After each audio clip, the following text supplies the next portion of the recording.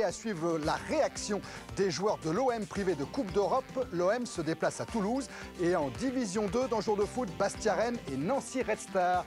21 buts inscrits au cours de cette 8e journée et particularité, regardez, 19 pénaltys sifflés depuis le début de la saison, 6 ont été ratés, presque un tiers, c'est énorme. Vincent de Montpellier répète souvent que lorsque son équipe va mal, il ne peut pas faire attention à sa ligne. Et son équipe, elle va plutôt mieux avec un match nul obtenu à Nantes et une victoire face au Havre. C'est plutôt bien pour Montpellier. Au Paris Saint-Germain, on vient de récupérer les 3 Brésiliens. Valdo, Rai et Ricardo sont revenus. Le public de Parc des Princes va pouvoir les apprécier à nouveau. Mais question quand même, ont-ils bien récupéré? Ils ne sont arrivés du Brésil qu'en milieu de semaine. Et deuxième question, beaucoup plus importante, quel sera le plan de jeu d'Arthur Georges? Comment va-t-il incorporer ces 3 étrangers? Paris Saint-Germain, Montpellier, Denis Balbir. L'accueil s'est bien passé pour Rai, il habite chez Valdo et lors des déplacements il est avec Ricardo. Le public brésilien était impitoyable avec lui car jamais il n'aurait cru voir Rai s'expatrier en Europe. La forme, Rai s'est joué au ballon, problème donc uniquement collectif. Ricardo a évolué avec la sélection brésilienne et Valdo pas un seul match s'est quand même entraîné. Comment utiliser Rai? Arthur Georges. Aujourd'hui, les choses changent beaucoup au football aussi. Il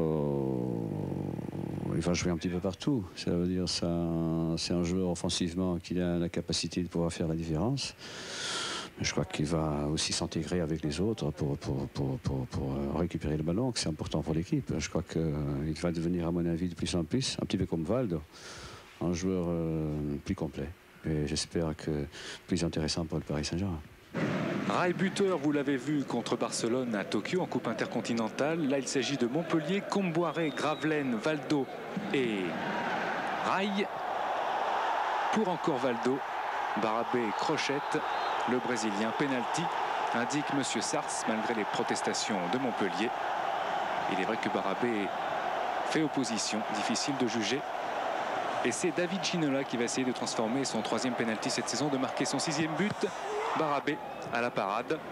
Un centre de Le Guen, Rai, tête plongeante, ce sera à côté. Encore un échange, Gravelaine et un échange avec Rai qui tire au ras du poteau. Malheureux le Brésilien, mais ça va venir. Et regardez, c'est de l'art. Superbe. Réaction montpelliéraine avec un coup franc de Rizzetto directement dans les bras de Lama. Michel Platini est là à la mi-temps, 0-0. Une action avec Rai au départ. Laurent Fournier face à Bonicel. Fournier élimine un centre du gauche. Superbe tête de Rai qui trompe Barabé. Premier but du Brésilien qui devrait repartir avec Ricardo demain. Jouer avec la sélection, malheureusement pour le Paris Saint-Germain. Tête en déséquilibre. Et le Paris Saint-Germain ouvre le score. Rush de Ginola qui résiste, mais Derzakarian le crochette. Monsieur Sars, encore un penalty. Derzakarian fait signe à Monsieur Sars que Ginola a plongé. C'est Comboiré qui est choisi et ce sera au-dessus de penalty raté comme l'a Juve l'autre jour. Gravelaine maintenant et Barabé est superbe. Cela ne rassure quand même pas Louis Nicolin, le président montpelliérain. Montpellier privé d'Azanovic et de Thierry Loret ce soir. 1-0, c'est le score final.